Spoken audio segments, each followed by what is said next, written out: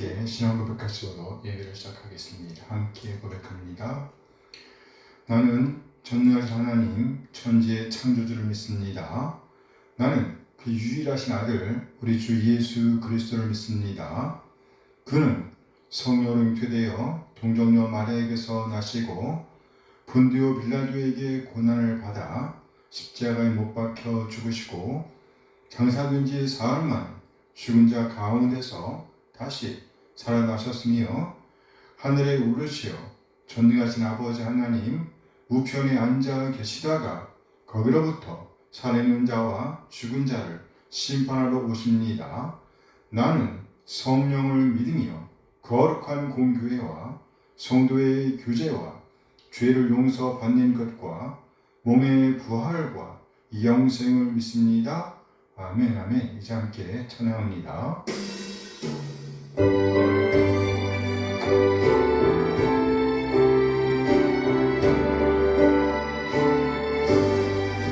나의 갈 길 가다도록 예수 인도하시니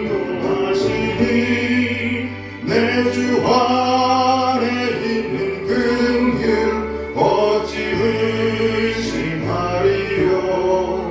믿음으로 사는 자는 하늘 위로 받겠네. 무슨 일을 만나든지 만사 형통하리라.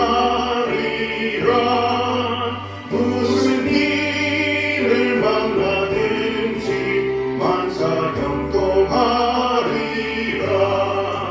나의 갈 길 가다도록 예수 인도하시니 어려운 일 당할 때도 족한 은혜 주시네.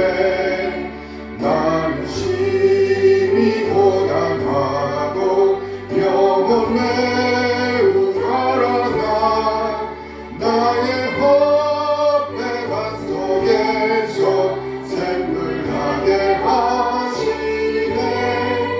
나의 법의 밭 속에서 샘물 나게 하시네. 나의 갈 길 가다도록 예수 인도하시니 그의 사랑 어찌 큰지 말로 할 수 없도다. 성령 감화받은 영혼 하늘 날아갈 때에 영영 부를 나의 찬송 예수 인도하셨네. 영영 부를 나의 찬송 예수 인도하셨네.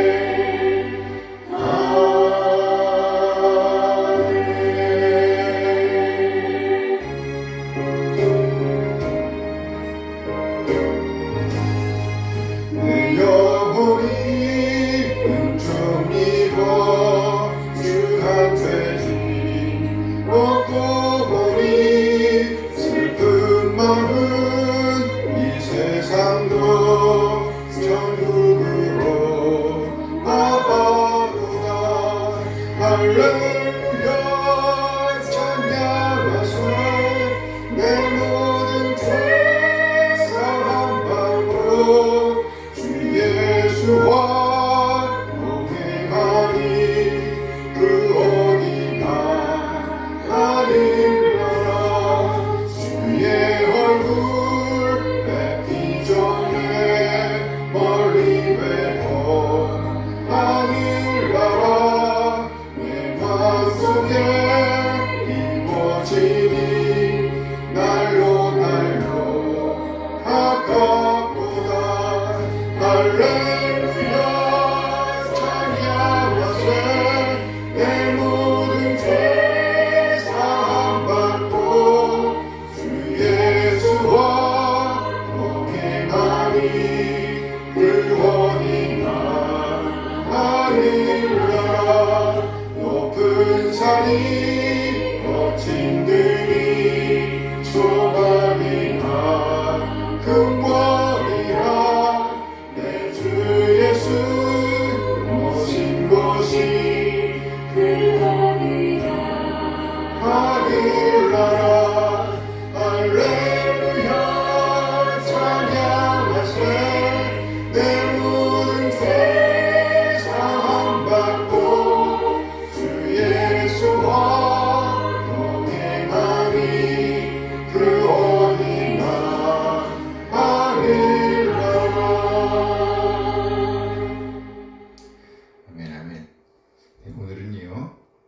변화와 성숙을 지향해야 할 우리이란 제목으로 말씀 나누도록 하겠습니다. 변화와 성숙을 지향해야 할 우리.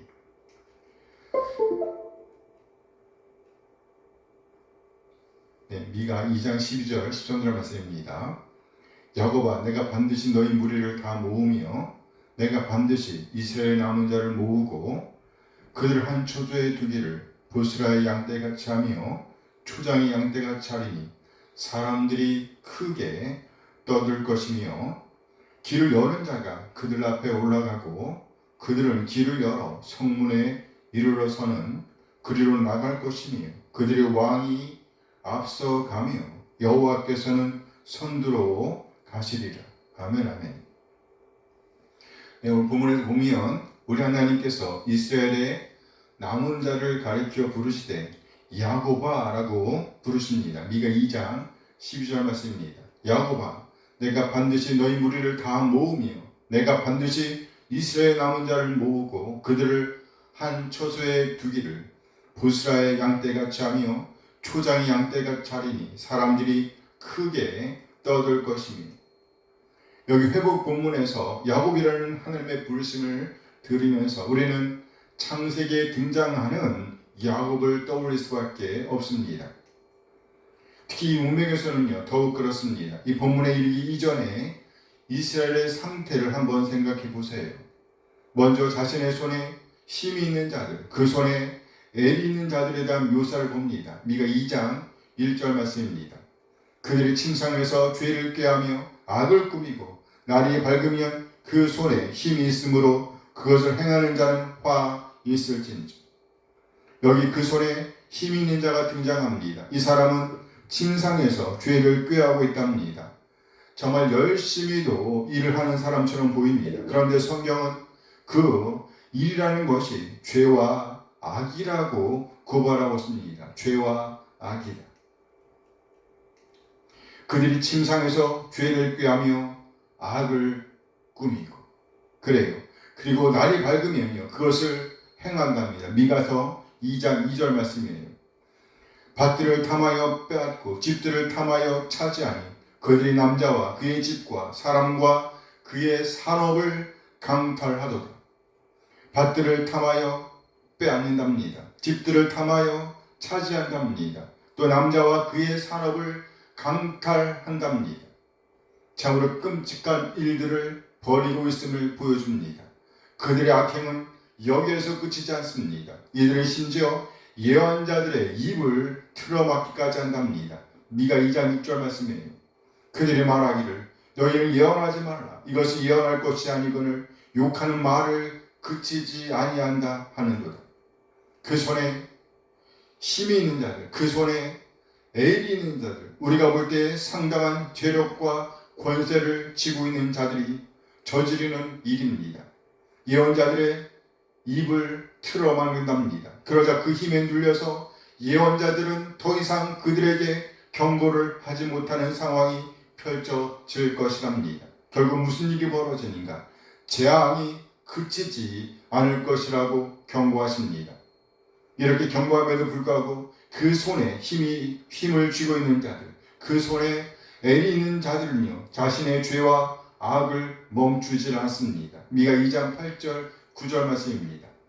근래에 내 백성이 원수같이 일어나서 전쟁을 피하여 평안히 지나가는 자들의 의복에서 겉옷을 벗기며 내 백성의 부녀들을 그들의 즐거운 집에서 쫓아내고 그들의 어린 자녀에게서 나의 영광을 영원히 빼앗는도다. 우리 하나님께서 싫어하시는 일을 대놓고 행한답니다. 하나님과 우리의 기대를 송두리째 뭉개버리는 그림을 보여주고 있습니다. 전쟁을 치르고 돌아온 자들, 이들에게는 쉼이 필요했습니다. 또 평안히 지나가는 자들, 성실하게 자기 일을 하던 사람들, 이들은 어떤 의심도 없이 하루하루를 지내고 있었습니다. 그런데 믿고 있던 권력자들, 재력가들이 일어나더니 전쟁을 치르고 돌아온 사람들로부터 평화를 빼앗아갑니다.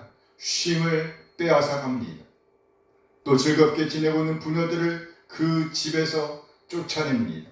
또 어린 자녀들, 곧 아이들을 낙담하게 만들어 버립니다.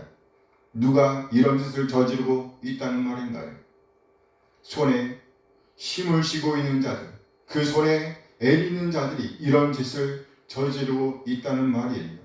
여기서 그 손에 힘이 있다, 애 있다는 말에 주목해 주시기 바랍니다. 누가 봐도 이들은 상당한 복을 받아 누리고 있는 자들이었다는 겁니다. 복을 받아 누리고 있는 자들. 그렇죠. 부와 권세를 손에 쥐고 있다는 것은요, 하나님에 의해 복을 받았다고 볼 수 있는 것입니다. 그들도 그렇게 말할 것이에요. 하나님의 은혜라고, 하나님께서 베푸신 복이라고 말해요. 우리가 잘 아는 부자들 있잖아요. 아브라함, 상당한 부자였습니다. 이삭, 당대에 모자란 것이 없던 사람이었습니다. 무슨 말인가요? 부와 권세를 가질 수 있다는 것은요, 하나님의 은혜로 볼 수가 있다는 말이에요. 그런데요, 하나님의 은혜를 받은 사람들의 행동은 전혀 하나님과 동떨어져 있음을 오늘 성경은 보여주고 있는 것입니다. 하나님의 은혜로, 하나님께서 베풀어 주신 은혜로 복을 받았다고 하면 하나님의 뜻을 따라 그 부, 그 권세를 사용해야 할 터인데 아니었다는 말이에요. 아니었다. 그래서 결국 하나님의 심판을 받게 된 것입니다. 그들로 인해서 그 땅이 더러워졌답니다. 더 이상 어떤 애착도 가질 수가 없게 되었다는 말이에요. 미가 2장 10절 말씀입니다. 이것은 너희가 쉴 곳이 아니니 일어나 떠날지어다. 이는 그것이 이미 더러워졌음이니라. 그런즉 반드시 멸하느니 그 멸망이 크리라. 아주 철저한 멸망이 예고되고 있습니다. 그 땅이 더러워졌기 때문입니다. 그렇게 된 이유가 무엇인가? 손에 힘 있는 자들로 인한 것입니다. 그리고 나아가 거짓 예언자들로 인한 것이었습니다. 미가 2장 11절 말씀입니다. 사람의 말을 허망하게 행하며 거짓말로 이르기를 내가 포도주와 독주에 대하여 네게 예언하리라 할 것 같으면 그 사람이 이 백성의 선지자가 되리로다. 이렇게 죄로 얼룩진 상태, 더 이상 소망이 보이지 않는 이때, 그야말로 처참하게 무너져버린 그 땅에 소망이 있을 수가 있을까요? 네, 소망이 있다는 말입니다. 그렇다면 그 소망은 무엇으로부터 시작되니까? 오늘 본문은 이 물음에 답하되 야곱이라는 이름을 언급하면서 답하고있습니다. 무슨 의미일까요? 다시 한번 오늘 보면 미가 2장 12절 말씀을 봅니다. 야곱아, 내가 반드시 너희 무리를 다 모으며 내가 반드시 이스라엘 남은 자를 모으고 그들을 한 처소에 두기를 보스라의 양떼같이 하며 초장의 양떼같이 하리니 사람들이 크게 떠들 것이며. 오늘 본문은요, 야곱을 언급하면서 회복의 메시지를 주고 있습니다. 우리는 여기서 하나님의 음성을 듣습니다. 확신에 찬 그 메시지를 들어보세요. 내가 반드시 너희 무리를 다 모을 것이다. 내가 반드시 이스라엘의 남은 자들을 모을 것이다. 내가 반드시 그들을 한 처소, 한 우리 안에 두실 것이다. 그 우리는요, 어떤 것인가요? 보스라의 양떼같이 머물 수 있는 곳, 초장의 양떼같이 머물 수 있는 곳이랍니다. 특히 여기 보스라라는 말에 주목해 주시기 바랍니다. 보스라는요, 지명입니다. 땅 이름이에요. 에돔이라는 나라에 있는 한 땅을 가리킵니다. 이 땅은 산악 지형과 초원이 결합된 땅이라고 합니다. 그래서 양이나 염소가 머물 수 있는 최적의 장소였다고 합니다. 무슨 말인가요?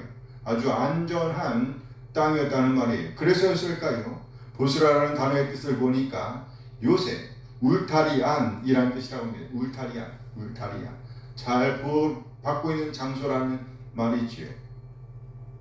보스라의 양떼는요, 많은 수의 양떼, 질서 정연한 상태로 보이는 양떼, 곧 목자의 보호 아래 있는 양떼의 모습을 상징적으로 보여주는 것입니다. 그야말로 잔잔한 평화가 깃들어 있다는 표현으로 이해할 수가 있다는 말이에요. 이스라엘의 남은 자들이 이렇게 평화, 샬롬을 누리게 될 것이라는 의미인 것입니다. 보스라의 양떼같이 하며 초장의 양떼같이 하리니, 보스라의 양떼같이 하며 초장의 양떼같이 하리. 그래요. 보스라의 양떼는요, 울타리 안에 함께 모여 목자의 보호 아래 질서 있게 지내고 있다. 샬롬의 상태, 평화의 상태를 누리고 있는 모습을 그려내고 있는 것입니다. 그래서 이 상황을 보면서 남은 자들이 감격의 환호를 지르게 될 것이랍니다. 사람들이 크게 떠들 것입니다. 그야말로 샬롬의 상태, 평화의 상태를 누리면서 솟구쳐 오르는 감격을 주체하지 못하는 그림이라 할 수 있습니다. 얼마나 감격적인가요? 쉽게 설명해 볼까요? 어제까지만 해도 숨도 제대로 쉴 수가 없었습니다. 온갖 걱정과 두려움으로 인해서, 먹고 사는 문제로 인해서, 내일이 보장되지 않는 불투명한 현실로 인해서 답답하고 콱콱 막힌 현실에 어찌할 바를 모르고 있었습니다. 그렇게 버티고 있었다는 말이죠. 그런데 그 현실이 하루 만에 바뀌게 된 것입니다. 어제와는 완전히 다른 평화의 상태, 샬롬의 상태에 맞닥뜨리게 된 것입니다. 정말 꿈도 꿀 수 없는 일이었습니다. 그래서 누군가는 이렇게 고백하기도 합니다. 꿈꾸는 것 같았다고요. 시편 126편 1절 2절 말씀이에요. 여호와께서 시온의 포로를 돌려보내실 때에 우리는 꿈꾸는 것 같았도다. 그때 우리 입에는 웃음이 가득하고 우리 혀에는 찬양이 찼었도다. 그때 문나라 가운데에서 말하기를 여호와께서 그들을 위하여 큰 일을 행하셨다 하였도다. 꼭 이와 같은 회복을 표현하고 있는 것입니다. 사람들이 크게 떠들 것입니다. 그렇다면 이 일을 주도하신 분이 누구일까요? 미가 2장 13절 말씀입니다. 미가 2장 13절. 길을 여는 자가 그들 앞에 올라가고 그들은 길을 열어 성문에 이르러서는 그리로 나갈 것이며 그들의 왕이 앞서가며 여호와께서는 선두로 가시리라. 여기 그 평화, 그 샬롬을 이끄시는 분이 묘사되어 있습니다. 바로 길을 여시는 자입니다. 우리 주 하나님을 가리키는 표현일 것입니다. 그들의 왕이 앞서가며 여호와께서는 선두로 가시리라. 명확하게 여호와께서 그 일을 주도하시는 분이시라고 밝혀주고 있는 것입니다. 여호와께서. 그런데 여기서 우리가 꼭 주의해야 할 것이 한 가지 있습니다. 이 평화, 이 샬롬은요, 그냥 주어지는 것이 아니라는 거예요. 남은 자들의 역할이 있었다는 말입니다. 그들은 길을 열어 성문에 이르러서는, 여기 그들이 가리키는 것은 남은 자들입니다. 이제 여기 남은 자들은요, 우리 하나님께서 여신 그 길을 따라 역동적인 삶을 살아내야 했다는 말입니다. 그냥 가만히 앉아있는 것이 아닙니다. 이런 의미를 담아 오늘 본문은 야곱을 언급하고 있다고 보입니다. 야곱. 그래요. 변화 없이는 안 된다는 말이에요. 진정한 변화를 이루지 않는다고 하면 우리에게 미래는 있을 수가 없다는 말입니다.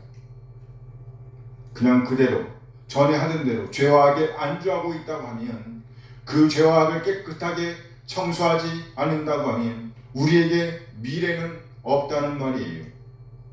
야곱, 그는 본래 자기 주도적인 삶을 살던 사람이었습니다. 자기가 주인이었습니다. 하나님을 의지한다고 말하면서 하나님의 이름을 부르면서도 심지어 하나님께 제단을 쌓고 중심을 하나님께 드렸다고 말하면서 그 삶의 현장에서는요, 여전히 자신의 꾀대로 살았습니다.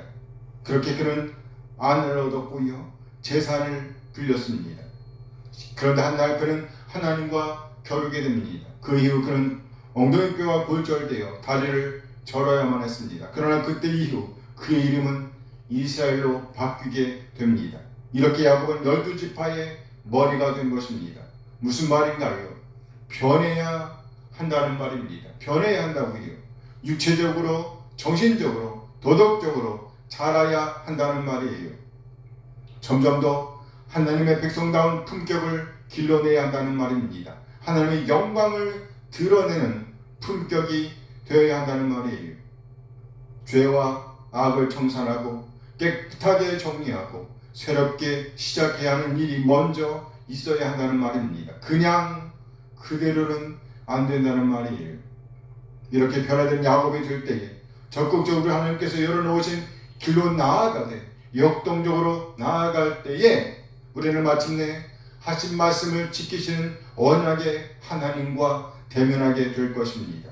그야말로 샬롬의 공동체, 평화가 흐르는 공동체에 속하게 될 것이라는 말입니다.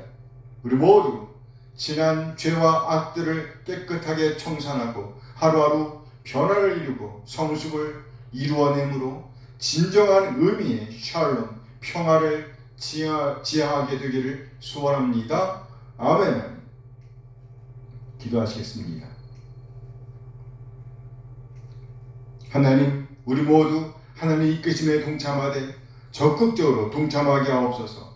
하나님의 뜻을 따르되 자발적으로 적극적으로 따르게 하옵소서.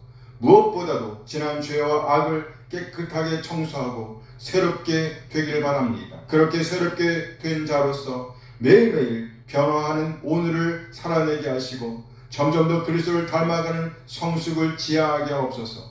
하나님의 자녀로서의 품격을 길러내게 하옵소서. 그리하여 우리 하나님을 영원롭게 하는 자로 남게 하옵소서. 우리 주 예수 그리스도의 이름으로 기도합니다. 아멘. 아멘. 우리 함께 찬양하면서 예배를 마치도록 하겠습니다. 함께 찬양합니다.